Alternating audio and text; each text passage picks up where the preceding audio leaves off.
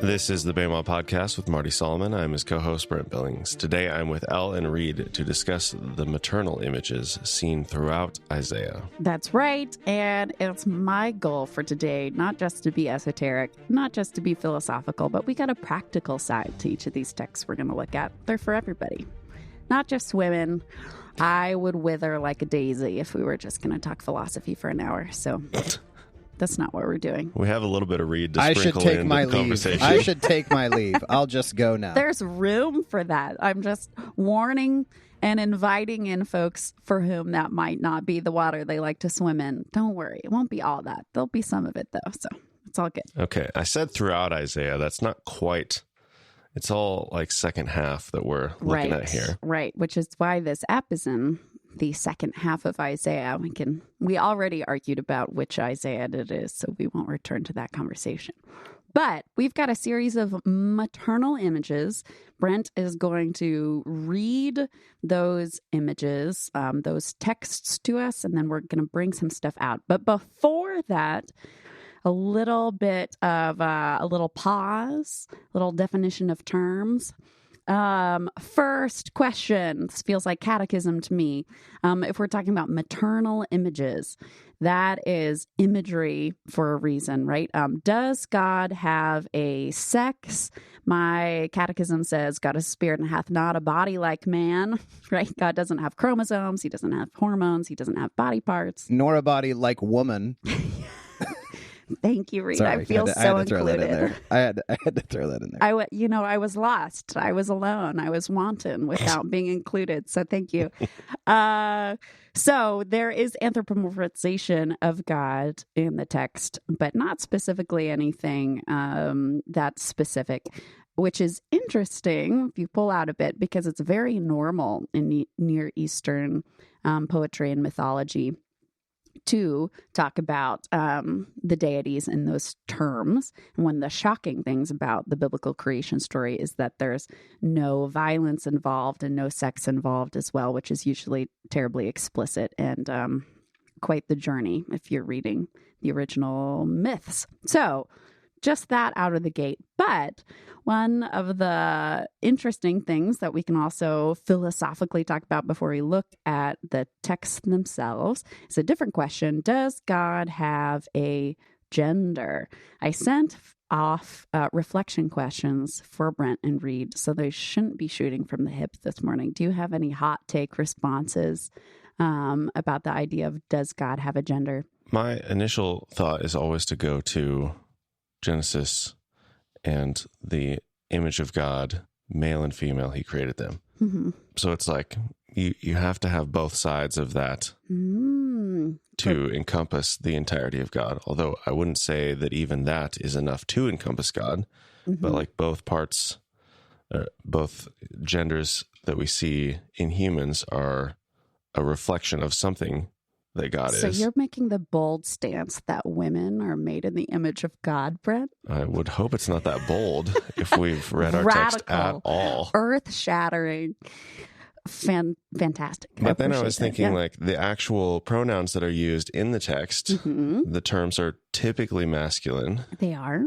Of course, we're going to look at a few that are maternal today, but typically masculine. And I was wondering if that is because of the uniquely Hebrew and Jewish view that God is one, as opposed to a pantheon of whatever gods you may need to serve whatever. I'll come at your question sideways. It's a good one. There is no neuter, so there's no gender neutral case in Hebrew like there is in Greek. So if you're going to look at etymological approach to this question, you can certainly say that there is that lens put over the conversation that there's no middle ground in Hebrew to land on. The Holy Spirit, ruach, is feminine, bum, bum, bum. In the Greek New Testament, of course, Holy Spirit is neuter, but in Hebrew, she's female. But you are correct. Pronouns for God in Hebrew are he, unless we're looking at a a story or a picture or a metaphor in poetry, like we're going to today. Reed, you got anything simmering around in that brain over there? So I agree with the catechism that God hath not a body, is not anatomical, neither male nor female. When I think about the idea of God being like, does God have a gender? Is God masculine or feminine? To me, that just begs more questions, because masculine and feminine are, I think, kind of always culturally defined. And so tell me what you mean by masculine or feminine. Right. And are we so when we say, like, is God masculine, like, is God, rough and tumble, like boys are supposed to be, or is God like gentle and nurturing, like girls are supposed to be? Like, yes to all of it. Like, and if you want to call it masculine, that's fine. If you want to call it feminine, that's fine. Those ideas are pretty culturally encoded. So right. Yes. The internet did tell me last night that women are better students because women like to sit and obey, specifically. It's good to know. Good to know, internet. Thank you for telling me that. I mean, honestly, I could use a little more sitting and obeying out of my boys, but... I was going to say, as a father of only boys, I can say that they do not sit and obey, and so internet must be true on this obviously, one. Yes. I'll let you know when my daughter grows up exactly how my anecdotal data pans out. However, there is a little bit of wiggle room in both of God's names. Adonai is a title, right? It means Lord. It's a patronage term, but the two main names for God are Yahweh and Elohim, and there's ambiguity in both words for God's name. So, I thought it was Elohim. Here, I thought you had peaked. You had peaked last time with the 6 pillars of Hellenism, but now we've got. You just bring out the best of me, Elle. Perfect. See, that's why I come over. Okay, I'm going to need to recover. What do you think, Reed? Did that work for you at all, or are my jokes only good for Elle? I'm not gonna lie, your actual audio cut out at the second that you made whatever joke you made. So I don't actually. It's trying to me to revel in the glory of how much I was laughing at it. So, yeah, Elohim. Oh, okay. That gets a wah wah. I loved it. I'm 100% there. Okay. Back to the ambiguity of God's names here. The Yud, the Yah at the beginning of Yahweh is a masculine prefix. It's a masculine prefix we see in future tense, right? Because God's name has to do with will always be, right? When he's talking to Moshe.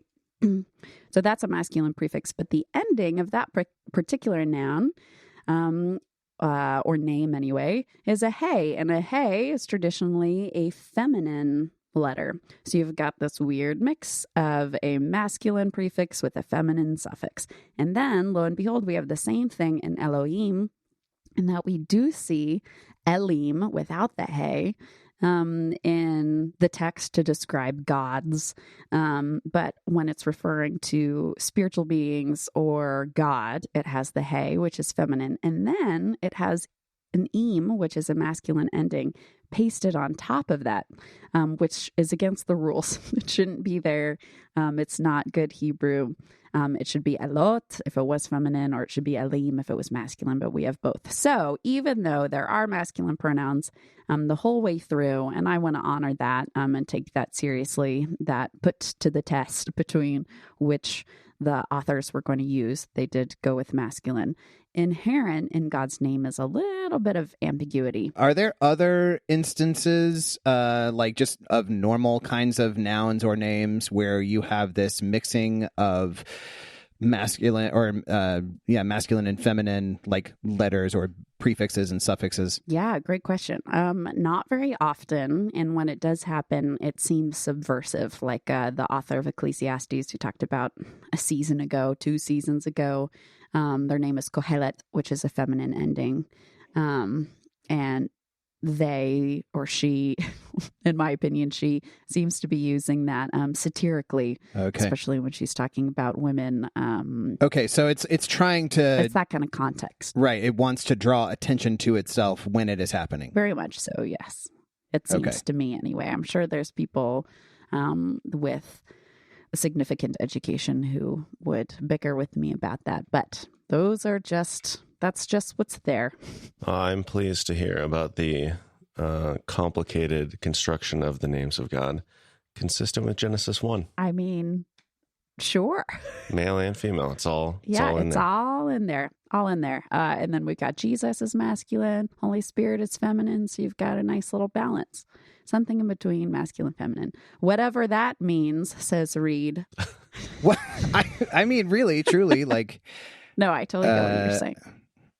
Yeah. I mean, I think the other place that my mind goes with this is that conversation about like gender and God can't also help but be a conversation about just the way that language works and what we use language for. Mm-hmm. And like what's underneath like you've got your word that is signifying like a signifier. What's underneath that you're actually trying to get at?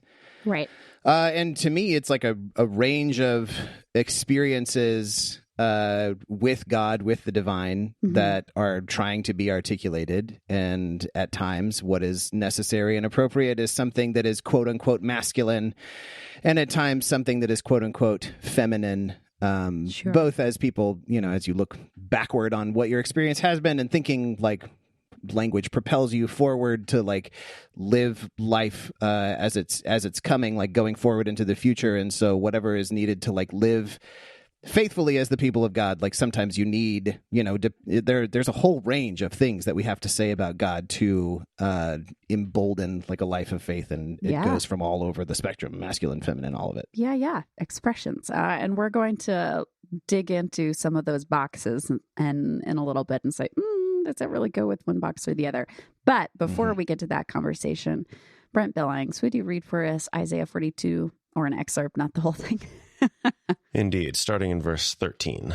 The Lord will march out like a champion, like a warrior he will stir up his zeal. With a shout he will raise the battle cry and will triumph over his enemies. For a long time I have kept silent. I have been quiet and held myself back. But now, like a woman in childbirth, I cry out, I gasp and pant. Okay, so we have got a classic Hebraic poetry excerpt here where we have a pairing of two things together, a parallelism. Sometimes some translations or some formats of our Bibles might obscure that by putting a gap there, but it's still right there, crammed right next to each other. So why might we have this pairing of a warrior with a birthing woman? Thoughts? I asked Leanne about this because that's my wife. She is a woman, and she has given birth. She has. And she said, well, it makes sense to me because I have never felt more powerful in my life than when I gave birth. Solid. And at the same time, she said, I've never felt more like nurturing and caring than I did when I gave birth. Mm-hmm. And, when my new baby was right there. And so in some ways, and like, I was remembering her giving birth to our children, with our firstborn. She didn't want any of the like drugs or anything, mm-hmm. She wanted to feel it all to mm-hmm. prove to herself that she could do it. And I will tell you that like, there is something that is very primal and raw and tough about that experience. Mm-hmm. Like, you know what I'm saying? And so like maybe like there is definitely some interesting contrast in a warrior stirring up his zeal and a woman giving birth. And I think there is also some interesting similarities that those things are complementary as well as contrasting. Mm-hmm. Mm-hmm. I like that. Yeah, Maggie made the same decision to have our first without any drugs or anything. And yeah, I would say the shift from the warrior stance and then that moment of birth and then that immediate change, like the fact that these are back to back makes perfect sense in that context. Yeah. Ooh, I like that. I like that, Brent. Ooh, good stuff. Okay, I'm totally there with you guys. Totally agree. Making a little bit of space that everybody's birth story is different, and everybody experiences that moment differently. However, a couple other things I want to draw out from what you guys said. Lauding. I always want to say lauding, but it's lauding your wives. Just beautiful. I love it. Okay. One thing, if you are in battle, as I've heard from friends who have been in battle, you are totally in the moment. You've got to be zoned in. You're not thinking about anything else other than whether the room has been cleared, etc. You are there. And at least in my experience of birth, same thing. You're not making a to-do list on your phone past a certain point anyway. My last experience, I'm watching some HBO, chilling out for quite some time, but not at the end there. At the end there, you're totally in the moment, totally present.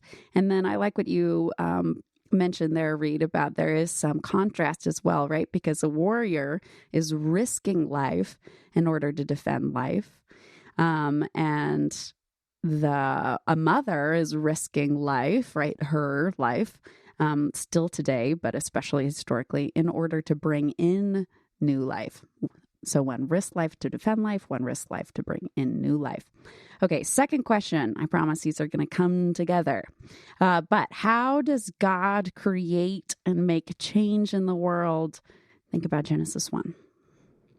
We're being a little classically Jewish here with our learning hermeneutic of how are these things connected? Where are we going? These feel like random questions. They're going to all come together. Speaking? Yeah. Is that the answer you're looking for?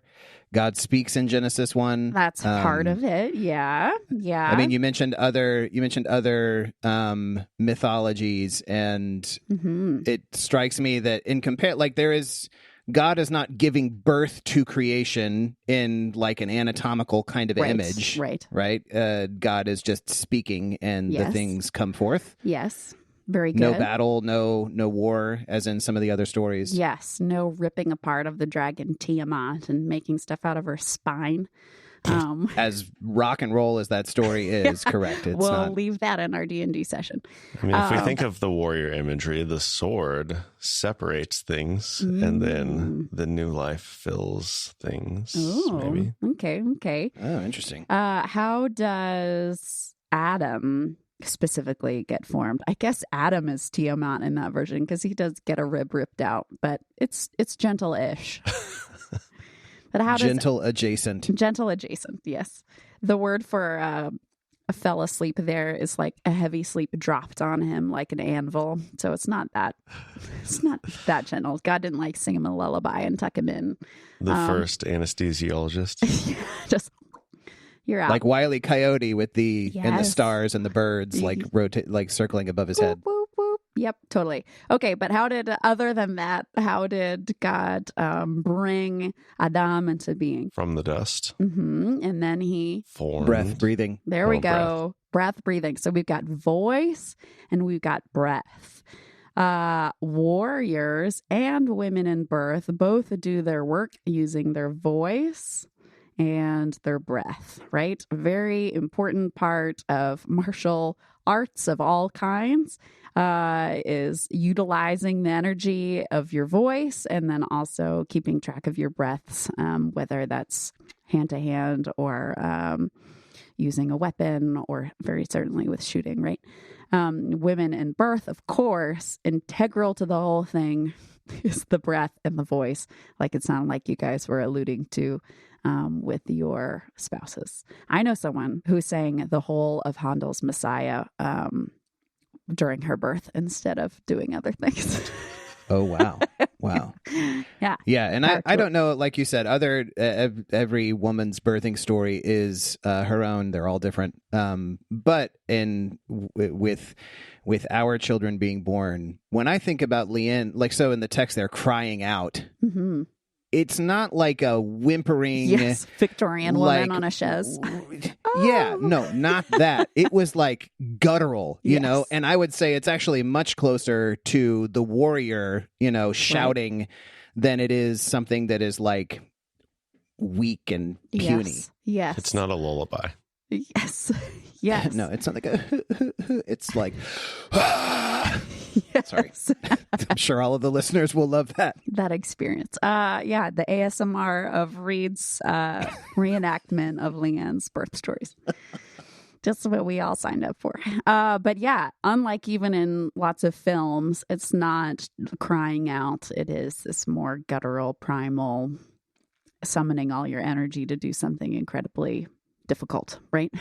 Okay, so breath is frequently a fierce rather than soft image in Hebrew poetry. A couple examples of that. Psalm 18, blast of your nostrils.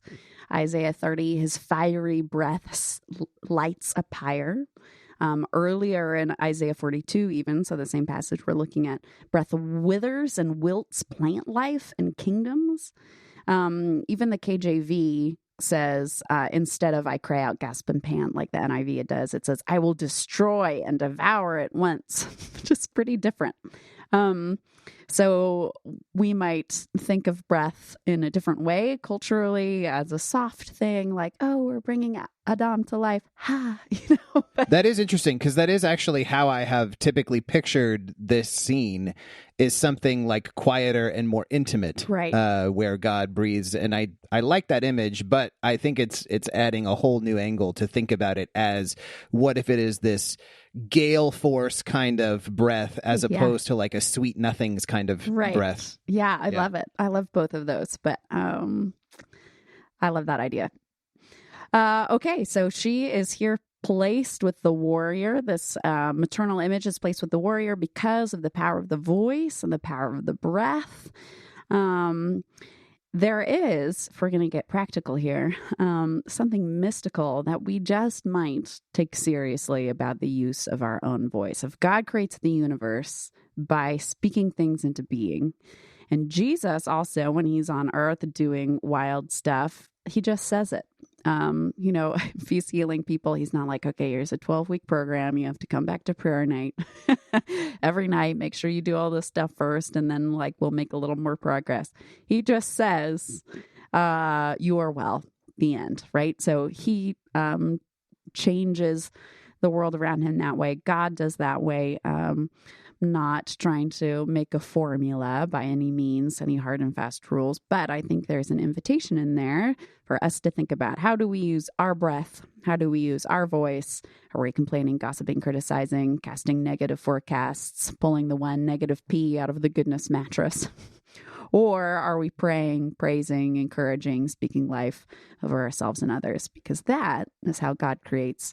And that's how Jesus worked, right? Lazarus come out. I think about this when I think about wedding vows. I actually often talk about this when I officiate at weddings. And I think we kind of know this, that like when we speak away, and this works for all kinds of promises, but I kind of think of the wedding vow as a particularly sacred kind of promise where you are creating something new, and sometimes people ask me like, well, when people get married, when are they married? Is it like, do you have to sign a piece of paper and then you're married, or whatever it is? So when it's filed with the state, actually, that's right. The most important. When the recorder of deeds has received within 14 days the signed marriage license from the officiant. Yes. But for me, it always goes back to when you speak this language in this way, now you have now there is this family, and before there wasn't, and now there is.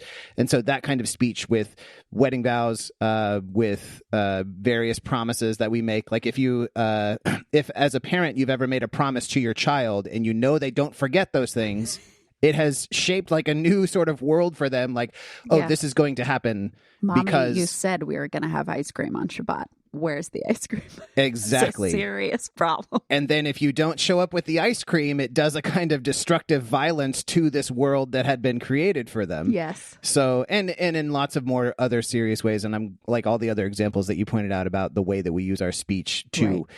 Like the way I think about the way that teachers and coaches that I've seen use their words to bring out something new in my child, and now there is this new confidence or this new spirit or this new, you know what I mean? Yeah. And vice versa, how things that a coach or a teacher or a parent said to you decades ago Absolutely. still lingers in the back of your mind. And that person probably doesn't remember that they said that thing, and it was probably in a moment that it went by. But how can we, Book of James style, have intentionality in our mouths, right? Yeah. I've had more than a couple of students who I have pastored through dealing with that kind of woundedness from coaches in high school sports. Rough. Ugh, it sucks.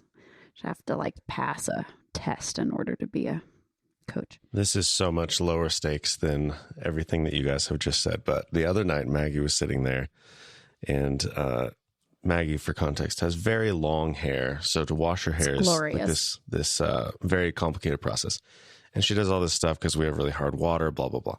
So she's sitting there. She's like, I really ought to wash my hair, but I don't really want to. And I was like, why not? And she's like, well, I got to do all this. But if I don't do it now, then I've got this thing and I'm going to regret not doing it for that. And I was like, well, just go do it. And she's like, yeah, but I just don't want to.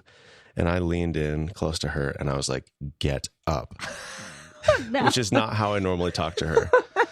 And it was like, the perfect motivation for her. She was like giddy that I would say that. And like, she was so motivated. She was still talking about it days later. So yeah, the voice has this power. Like if you use it in an intentional way, like you can motivate people to do all sorts of things. Hopefully. I got big Jesus and Lazarus vibes there, Brent, when you said get up. I was actually quoting Trinity from The Matrix. Oh, yeah. What a movie. What a journey. Maggie didn't catch the reference, but it still worked. It still worked. What a journey. Learn new things every day. Fantastic. I should be quoting Jesus, right? But nope. Instead, you quoted Trinity. Yeah. You got all three in one. I mean, still theological. All right. Why does Isaiah or pseudo-Isaiah utilize this image? It's because in the Hebraic mindset, or at least when we think about the nature of birth and birthing women, to Isaiah, these things go together. One who risks life to defend life and one who risks life to bring in new life. Both images can be contained in the image of God and can be used instructively for us. That kind of breath, that kind of power is something that God feels suitable to compare God's self to. Our next passage is in Isaiah 49. Can a mother forget the baby at her breast and have no compassion on the child she has borne? Though she may forget, I will not forget you. See, I have engraved you on the palms of my hands. Your walls are ever before me. Your children hasten back, and those who laid you waste depart from you. Lift up your eyes and look around. All your children gather and come to you. So good. Okay. Why does this passage utilize this maternal image to describe God, gentlemen? I mean, my first thought was because there isn't a paternal equivalent to breastfeeding. This is something that is wholly unique. And I think, again, a very powerful just phenomenon that a lot of meaning can be drawn from nursing, as well as giving birth, labor, and all of that. Those carry a certain freight and they're a particular kind of human experience that only can be maternal, that only can be female. Yeah, the Christian mystics of the medieval era certainly felt very comfortable drawing lots of pictures from that. We're going to table the nursing portion for Isaiah 66 because it's more explicit over there. Okay. But I still appreciate it. Still good. Any other things jump to mind for you guys? Why this specific image? I like the line, your children hasten back at the speed at which is sometimes me, but especially Maggie. My children will run when they are distressed in some way or another. It's adorable. I love that. I miss my kids. I'm leaving. No, this podcast is over. To me, I think of the significance of connectedness of the bond that is inherent in the baby at the breast. And just, again, even recalling pregnancy, that incredible phenomenon of a person within a person. Yeah. Actually, have you ever heard of, I was talking to Leanne about this as well. This is a big medical word, feto-maternal microchimerism. I mean, I recognize all of those phonemes, but no, I haven't heard of it. So this idea of microchimerism is that, like, there is an exchange of cells between, like, in this case, like a child and its mother, and that are actually, like, the child will leave cells in the mother when the child is born, and that these cells that are distinct to the child, I was reading about this online, they can, and if people are biomedical experts, they can totally, like, correct me on this, because I am by no means any such thing. But what internet tells me is that these this exchange of cells can last for, like, they can be present for decades after birth. Dang. And so, like, when mothers talk about, you know, a part of their child is, like, within them, like, that Literally. we can take that at a biological level. But anyway, just thinking about, Still like, feels very metal, by the way, like Full Metal Alchemist metal. Yeah. But just, thinking about this intense bond connection that exists between the baby and the mother, that I think you need the baby and mother to really get across in a way that paternal images can't quite do. Right, because we don't see that part of the process like we experience birth. For sure. Yeah, I love all that. I think God is described in this passage as fierce, committed, warm, affectionate, a biologically ingrained love, which no amount of baby poop can reverse, right? That's just like in the DNA. I think that can be helpful for us when we're thinking about God, and so much of us struggle with achievement-based relationship or transactional relationship. That picture of motherhood can be helpful when navigating that within ourselves. And then there's even space that God makes, saying, look, not all of us had great mothers, and that's a part of life. And even if that was the case for you, I'm not that. And I think that's beautiful. But I'm going to use this open door to pop through and talk about Racham. Rav David Foreman has a lovely teaching about Racham on Aleph Beta that folks should go listen to. You guys familiar with the concept of Racham, steadfast love, and Racham? You guys recognize that pairing? What's it usually translated as? Chesed? Is that steadfast love? Chesed is steadfast love, yes. And Racham is usually partnered with it. So the steadfast love will never be complete. Racham will never come to an end, but is new every morning. What's that noun? What's it usually translated? Mercy? Mercy, yes. It's often translated as mercy. The word mercy brings in lots, at least for me, of legal connotations, right? Of guilt and badness meant by, well, I guess I'm going to let you go. But when the word racham is actually just the word for womb. Full stop. So in Genesis and other places, when we have these conversations about fertility, like the longer section about Leah and Rachel's fertility, the conversation is all about their racham. So it's just uterus. It's not like, well, if you go back in the root, it's the same word. Same word, racham. God's racham is constantly mentioned. God's racham is constantly mentioned all over Scripture. So how do we translate that? Because it is weird to say his womb will never come to an end, but is new every morning. So what is the word really if it's not mercy? At least that's not a helpful translation for me that I don't really see in the original Hebrew. When I see myself or a pregnant friend walk by, I don't think, wow, what a merciful person that is, unless it's in really dire circumstances, right? I tend to pair the chesed with steadfast love with compassion is my favorite translation for that. So what pairs with compassion, because God always puts these next to each other. What fits with these other verses? I will have compassion on whom I will have compassion. I will have racham upon whom I will have racham. That's Exodus 33. Earlier in Isaiah 49, we've got, for the Lord has comforted his people and will have racham on his afflicted. So I personally like to choose the word nurturing. Why nurturing? Because the uterus, the womb is expansive, right? Throughout pregnancy, it goes from the size of a fist to a watermelon. It's very expansive. It is the first provider, right? A woman's blood volume increases 50% during pregnancy, which gets shuttled over to the baby. It is a safe place, right? The womb has this incredible self-sealing mechanism that keeps the baby safe from bacteria, etc. All of that, to me, expansiveness, safety, provision, to me, the love contained in that specifically, I would call nurturing.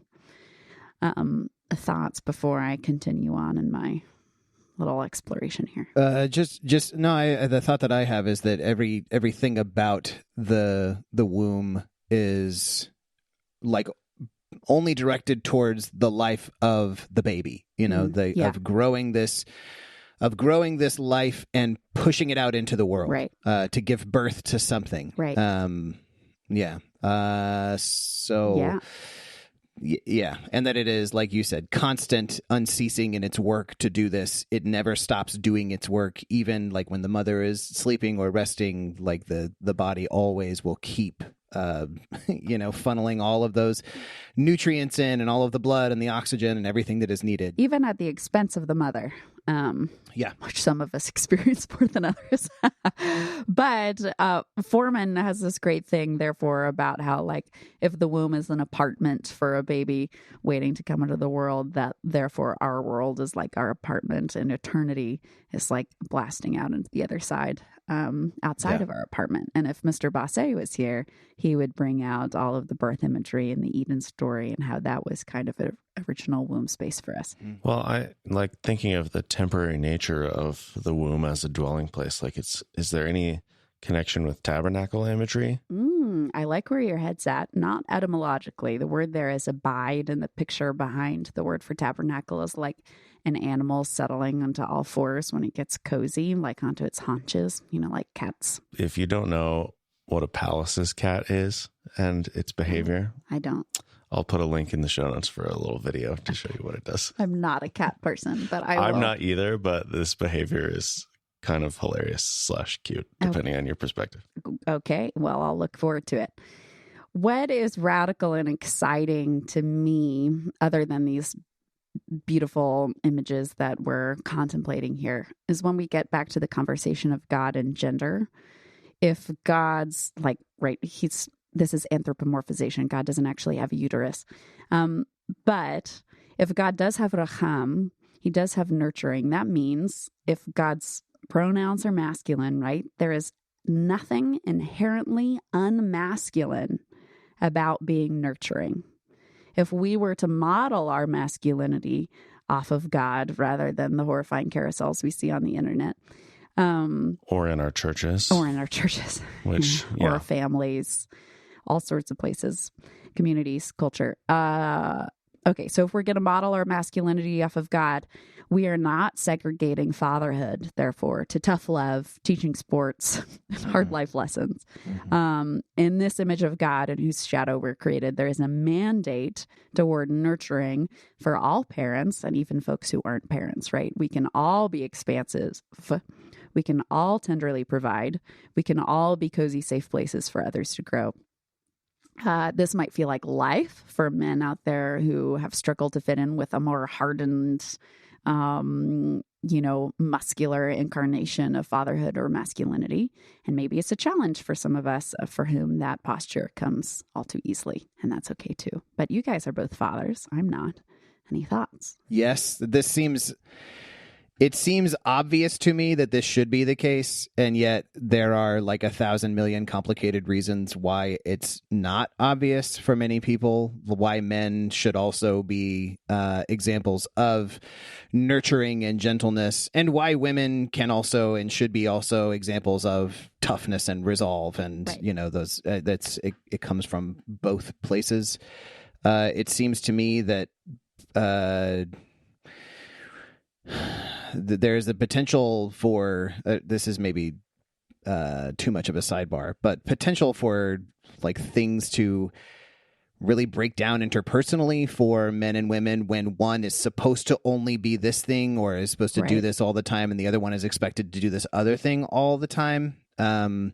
And instead, this idea of like the two leaning on each other, and yes, we all have differences in our personalities and our temperaments, but being able to both like balance out what may be like weaker in your partner, but also like not just like you're balancing, and also you're helping to encourage and grow that in them. Like we become more like one. And in healthy marriage relationships, I think there ought to be ways where we are learning and growing from one another. Where I am becoming more like Leanne, and Leanne is becoming more like me. Yeah, totally. And then you start to look like each other as you age, right? Just a cool biological phenomenon. Yeah. But yeah, absolutely. When we try to occupy archetypes of ourselves rather than who God made us to be, the humanity of ourselves comes into tension with that archetype. And tension can come out of that, and disappointment and frustration can come out of that. I don't know whether it's an instinct or whatever it is, but like I do have this desire to be nurturing to my boys in general. But then it doesn't always like work the way I want it to. And then it's so frustrating. And Do you not know that the kindness of God is meant to lead you to repentance? Yeah. So it's sometimes it's hard to do that because it's like, well, that didn't produce the result that I was trying to get. So that must not be the right way to do it or whatever. Yeah. Maybe your kids remembering you being nurturing is more important than the result that is occurring at the moment. Just an idea. I agree with you. It's just difficult to remember that in the moment sometimes. Absolutely. / most of the time. Okay, well, let's look at our third image together. Can I say one more thing? Yeah, sorry, totally. I did.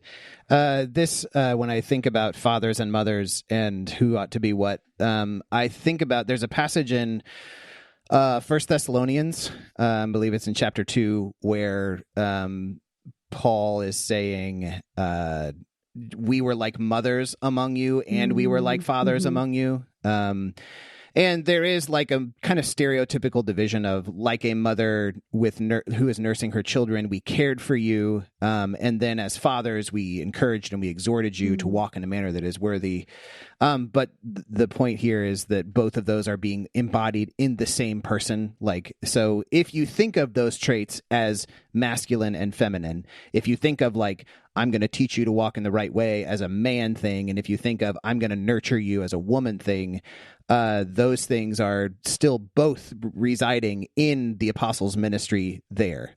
So it's not like, well, because this is a masculine trait, only men, or it's only men who should do this. No, whether you can call it masculine, call it feminine, but both men and women can embody both of those things, and I think should strive to. Thank you. Fantastic. Yeah. Last image here, Isaiah 66. This is a very like just sitting at the table, having a cup of tea, having a cup of coffee with Brent, Reed, and Elle, thinking about parenthood. Okay, here we go. Hear that uproar from the city. Hear that noise from the temple. It is the sound of the Lord repaying his enemies all they deserve. Before she goes into labor, she gives birth. Before the pains come upon her, she delivers a son. Well, that's a twist. Yeah. Who has ever heard of such things? Who has ever seen things like this? Can a country be born in a day, or a nation be brought forth in a moment? Yet no sooner is Zion in labor than she gives birth to her children. Do I bring to the moment of birth and not give delivery, says the Lord? Do I close up the womb when I bring to delivery, says your God? Rejoice with Jerusalem and be glad for her, all you who love her. Rejoice greatly with her, all you who mourn over her. For you will nurse and be satisfied at her comforting breasts. You will drink deeply and delight in her overflowing abundance. For this is what the Lord says, I will extend peace to her like a river, and the wealth of nations like a flooding stream. You will nurse and be carried on her arm and dandled on her knees. As a mother comforts her child, so will I comfort you, and you will be comforted over Jerusalem. Ugh, I love that. And it's the perfect bookend to the beginning of the section, right? Comfort, comfort Jerusalem, and cry to her that her warfare is ended, etc. And then it ends with this. Ugh, so good. Okay, I'm excited. 3 beautiful images in my mind that are all wonderful. We've got a picture of nursing. Technically, before that, we have that picture of like, look, God's doing this thing. Can you be about to give birth and then not? No is the answer. If you're wondering, your body decides to do it for you. I am aware because my doctor wasn't there yet. And they were like, well, if you could slow down, that's not an option on the menu for me today. I would love to accommodate you, but that's not happening. Okay, so we got that picture. I want to focus on the nursing, the born upon her sides, and the dandled upon her knees. So first off, nursing. Reed sketched this out for us earlier. Nursing imagery to me is kind of similar to womb, except for there's more reasons to nurse other than just to provide sustenance, right? Parents out there know that you can nurse a baby or bottle feed. Absolutely no judgment, no shame. Sometimes you don't have a choice. Lots of times you don't have a choice. Yeah, but you can nurse or feed a baby to calm them down, to comfort them when they're upset or afraid, to help them find rest and go to sleep, even just to connect with the baby and experience closeness, right? That's something they try to do now as soon as the baby is born for a reason. I love imagining God that way, that God wants that withness with us, which is similar to the next image, that born upon her side, right? Baby on the hip, where mom goes, the baby goes. We just passed a year with our second baby, Aoife, and we just passed the milestone where she doesn't have to be like with me constantly for nursing. And it's kind of amazing and kind of sad all at the same time.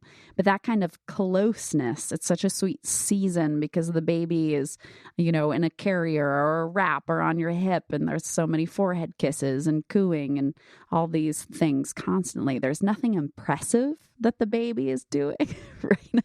They got big poops and that's about it. They're not even smiling for a long season. So their heads are just rolling every which way if you don't support them. Right.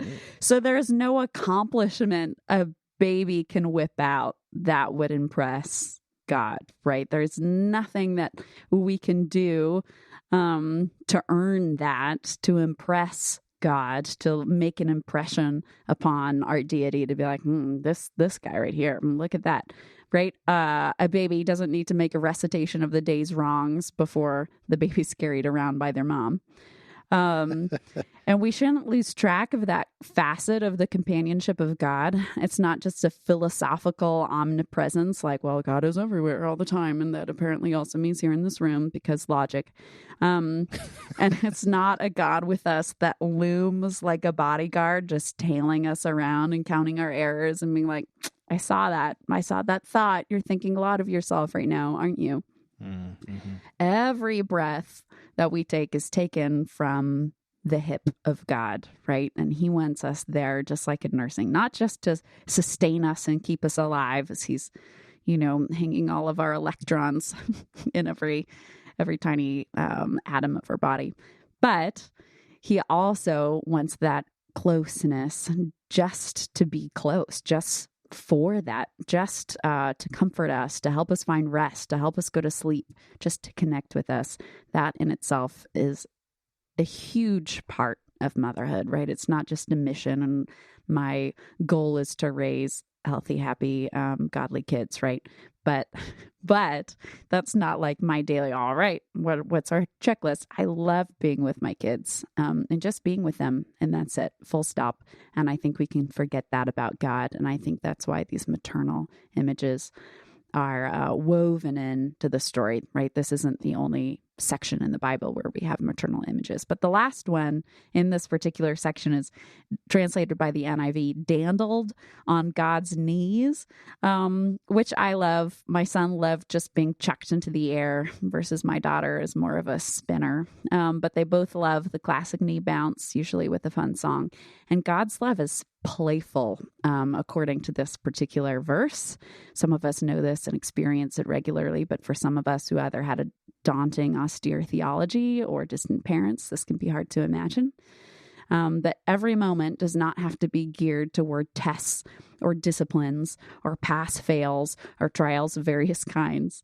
It can just be play and being with God and laughing with God, not in an esoteric peace or an absence of anxiety, but joy is a natural accompaniment of the withness of God.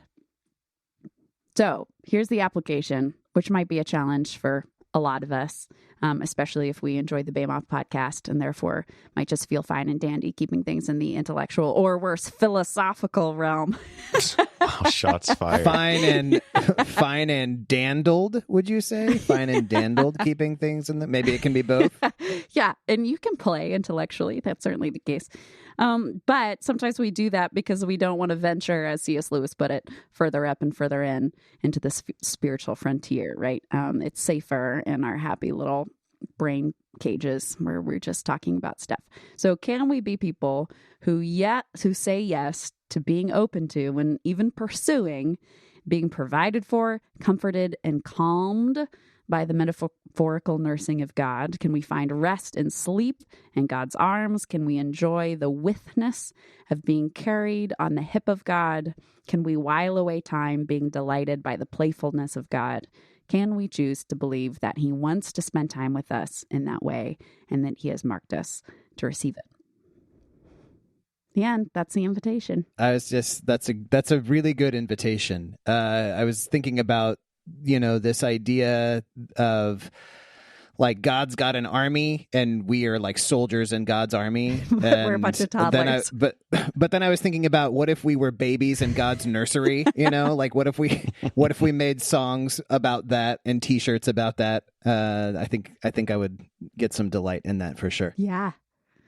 1,000%. Yeah, that's really good. I think I love there is like a really good and benevolent, like, and I use this word in a positive way, like condescension. Yeah. In the way that like a mother condescends to her child. Like you were saying, we don't have to recite some incredible soliloquy to impress, and beyond that, even just the little coo that a baby gives the parents will give all of the attention to that and like, oh my gosh, listen to you, and yeah. Even the way that like at the end of the passage here, it talks about God comforting as a mother comforts her child. And I think about the kinds of things that parents and mothers comfort their children about. And, a lot of them, the response could be, you need to just, you're fine, you're fine. And there's a time and a place, but also, I think some of us have a concept of God that is, it's always that time and place where God's response is always like, you're fine, toughen up, like, Right. And instead, like, it can be something even trivial, and yet God can be comforting and, just kind of feeling that out, discerning God's presence and experience with God. And it's important to think about both sides of that. Yes. There's times when God's calling us to maturity, but that doesn't mean that it's always in this framework of like, toughen up. My son came running into my room this morning saying, Daddy took all my cars away. And knowing that George is not a vengeful deity, there's probably a reason for that, right? But I didn't lead with like, well, what do you do, 3-year-old, to deserve such a just punishment, right? I led with, oh no, what happened? But it wasn't like, get out of my room, I'm sure you deserved it. It was, come here, that sounds really hard, tell me about it. What can we do next time to make sure we get to keep playing with our cars? Okay, that does it for this episode. Marty will be back next week to close this entire series, but I think this is a good supplementary thing to go back and consider some of the passages that we've looked at over the last couple weeks and consider some things that we didn't look at very closely or didn't look at all. Like, there's so much more in Isaiah to explore. So yeah, do your own digging. Look at these images. Consider how they. I mean, as we talked about, there's so many different ways that a birth story can go. There's so many different ways that parenting can go. All of these images are going to work in different ways for different people. So get in a discussion group or get together with somebody and like wrestle through these things. And maybe some of these things are actually not encouraging to you at all, and they're actually more painful. And like, how do you process through that? Like, get in community and work through that. So we'll have a couple things in the show notes for this episode. You can go to BamaDiscipleship.com to find that. You'll find ways to get in touch. All the things you need are on the website. So thanks for joining us on the Baby Mama Podcast. We'll talk to you again soon.